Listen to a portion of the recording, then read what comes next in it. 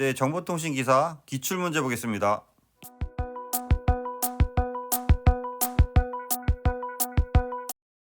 좀 더 많은 자료를 원하시는 분은 보시는 카페에 오시면 체계적으로 자료가 정리되어 있습니다. 네, 이번 시작하겠습니다. 시간에는 그 정보통신공사 그 용어를 좀 보겠습니다. 정보통신 관련 설비 기준이고요. 기출 유형 문제를 먼저 보시면 정보통신공사업에서 발주자로부터 공사를 도급받은 공사업자를 말하는 것은 도급받은 자, 받은 자, 그래서 이제 수급인이 돼야 되는 건데요. 도급을 받은 자에서 정보통신공사법의 그 1장 총칙에 그 2에 정의가 다음같이 되어 있습니다. 발주자단 공사를 이제 발주한 사람이 되는 거죠. 공사를 공사업자에게 도급하는 자를 말하고 그 공사를 주는 자죠. 수급인으로서 도급받은 공사를 하도급하는 자를 제외한다. 도급이란 원도급, 하도급, 위탁, 그 밖의 명칭이 무엇이든 공사를 완공할 것을 약정하고 발주자가 그 일의 결과에 대해 대가를 지급할 것을 약정한 계약이다. 하도급은 도급받은 자가 일부를 수급인의 제3자에게 처리하는 계약이고, 그래서 50% 이상의 그 하도급을 하면 안 된다라는 그 법규가 별도로 있습니다. 50% 이상 하도급을 하면 위반입니다. 수급인이란 발주자로부터 공사를 도급받은 자, 발주자로부터 공사를 도급받은 자를 이제 수급인이다 한다. 해서 정답이 1번이 되는 거죠. 그래서 이제 가장 많이 나오는 게 정보통신 설비. 정보통신 설비란 유선, 무선, 광선, 그 밖에 전자적 방식으로 정보를 저장, 제어, 처리하거나 송수신하기 위한 설비를 말한다. 감리란 품질관리, 실고관리, 안전관리 쭉 하는데요. 발주자의 권한입니다. 발주자. 그러니까 이 공사를 발주한 사람을 대신해서 발주자가 예를 들어서 뭐 공무원이면은 공무원이 바쁘니까 또는 공무원이 뭐 예를 들어서 정보통신 관련돼서 어떤 그 기술적인 경험이 없으니까 이것을 이제 감리한테 줘서 당신이 마치 발주자인 것처럼 공사 감독하세요 라는 하는 겁니다. 그래서 발주자의 권한을 대행한다라는 게 핵심입니다. 정보통신공사는 통신설비공사, 방송설비공사, 정보설비공사, 기타설비공사가 있는데요. 정보통신공사에서 예외인 게 시행령 6조 1항에 뭐 경미항공사, 천재지변, 비상재해, 긴급복구공사, 부대공사, 대개체공사 뭐 그런 것들이 있고요. 못하네요. 시행령 8조에 총 공사금액 1억이 미만인 철도, 도시철도, 항만 등의 공사, 유충 이하 연면적 5,000m 제곱 미만의 공사가 정보통신공사에서 예외적인 공사가 되겠습니다. 정보통신공사법 그 제2조 정의에 보면 정보통신설비란 정보통신공사업이란 쭉쭉 정의가 되어 있죠. 용역이란 다른 사람의 위탁을 받아서 조사, 설계, 감리, 유지관리 업무를 하는 것을 말한다. 감리란 쭉에서 발주자의 위탁을 받아 용역업자가 설계도서 및 관련 규정대로 시공이 되는지 관리 감독하고 품질관리, 시공관리, 안전관리하는 것이다. 해서 핵심은 발주자의 권한입니다. 감리원이란 감리에 관한 기술 또는 기능을 가진 사람으로서 과기정통부 장관으로부터 인정받은 사람이다.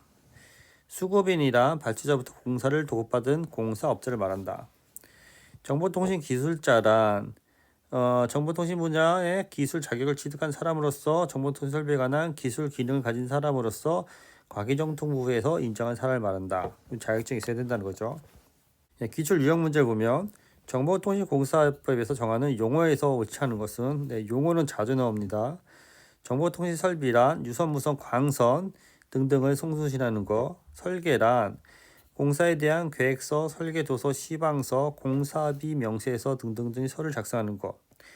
용역이란 다른 사람이 위탁을 받아 공사에 관한 조사, 설계, 사업관리 유지하는 것.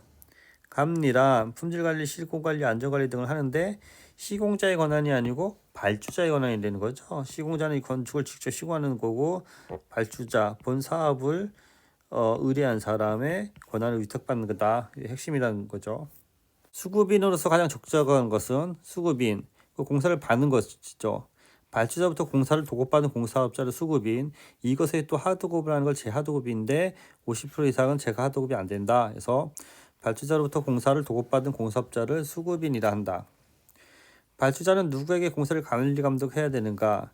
발주자는 당연히 그 용역업자의 그 공사를 발주자는 공사의 감리를 발주한다. 그래서 용역 업자한테 발주합니다. 그래서 정보통신공사법 제2조에 보면 용역업자란 엔지니어링 산업진흥법 등등등에 대해서 기술사무소를 개설한 자로서 통신, 전자, 정보처리 등 대통령이 정하는 정보통신 관련 분야의 자격을 보유하고 용역을 경험을 하는 자를 말한다. 발주자란 공사업자에게 도급하는 자를 말하고 다만 수급인으로서 도급받은 공사를 하도급하는 자는 제외한다.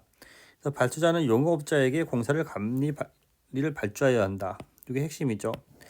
발주자는 용역업자에게 공사의 감리를 발주한다. 네, 용역업자, 이게 핵심입니다. 그래서 정답이 용역업자가 되는 겁니다. 원도급, 하도급, 위탁, 그 밖의 명칭이 무엇이든 공사를 완공할 것을 약정하고 발주자가 그 일의 결과에 대하여 대가를 지급하는 것을 약정하는 계약을 무엇이라고 하는가? 예, 이게 바로 공사를 주는 이제 도급인데요. 정보통신공사법에 보면 도급이란 원도급, 하도급, 그 밖의 명칭이 무엇이든 공사를 완공할 것을 약정하고 발주자가 일의 결과에 대해 대가를 지급할 것을 약정하는 것을 도급을 준다. 그래서 도급이라고 합니다. 그걸 도급. 도급이란 용어 갖고 하시고요. 헷갈릴 수 있죠. 다른 사람이 위탁받은 공사에 관한 조사, 설계, 사업관리, 유지 등의 업무를 하는 것을 무엇이라고 하는가? 그래서 다른 사람의 공사를 조사, 설계, 감리, 사업관리, 유지, 여기 보면은 이것을 우리가 그 용역이라고 했죠. 아까 말씀드린 것처럼 용역이란 다른 사람이 위탁을 받아서 조사, 설계, 유지, 관리 등의 업무를 하는 것을 용역이라고 합니다. 이 용어, 정보통신공사 용어 갖고 하시고요.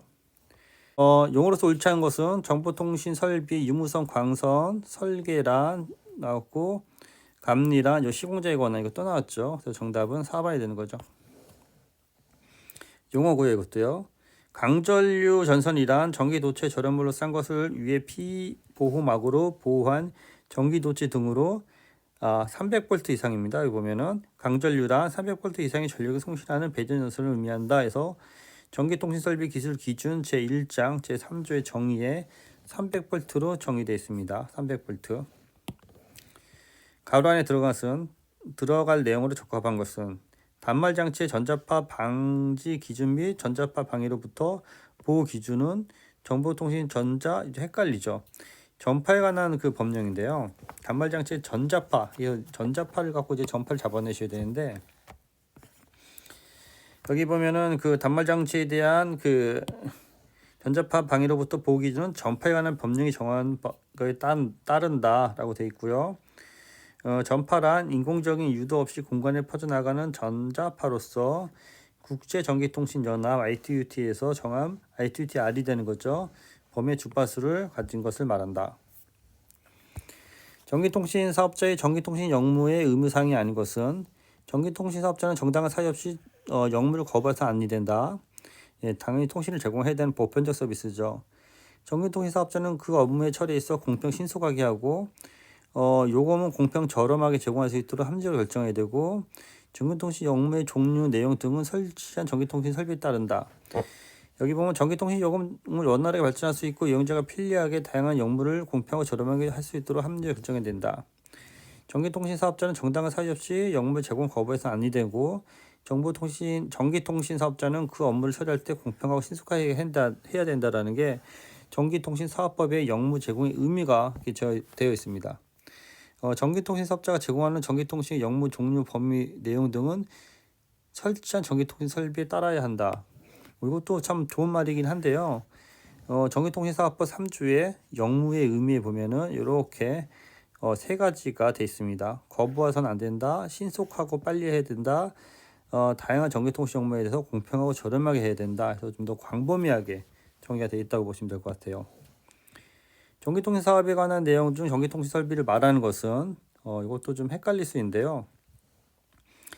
여기 보면 전기통신사업법 제1장 제2조에 보면 사업용 전기통신 설비란 전기통신 사업에 제공하기 위한 전기통신 설비를 말한다. 그래서 전기통신 사업에 제공하기 위한 전기통신 설비는 사업용 전기통신 설비라고 이렇게 돼 있어서 이건 좀 암기를 하셔야 될 것 같아요.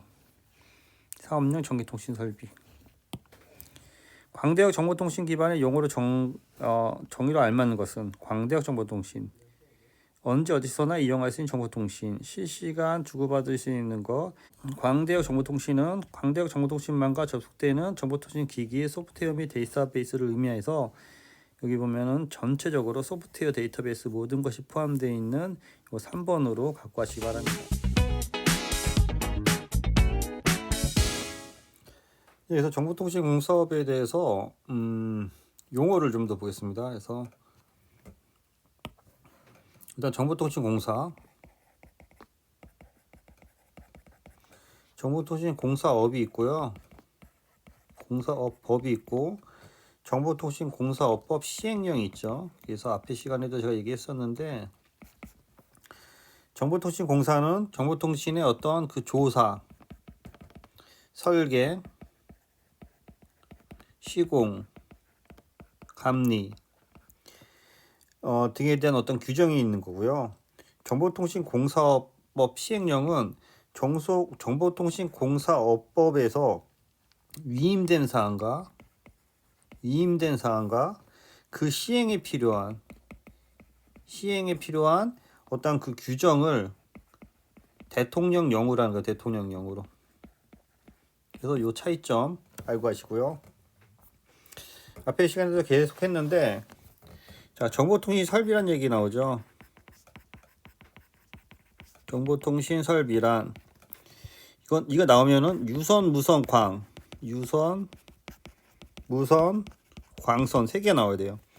유선, 무선, 광선 그 밖에 전자적 방식에 의해서 부호, 문자, 음향 또는 영상 등에 대해서 송수신하는 거 그게 정리하고요. 정보통신공사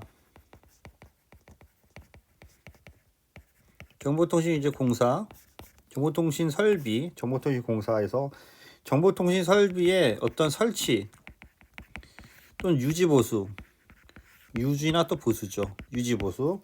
유지보수에 관련 상황을 대통령령으로 하는 공사. 그 다음에 정보통신공사업이 있죠. 정보통신공사업. 그거는 도급이나 그 밖의 명칭이 어떤 것이든 어떤 그 정보통신공사를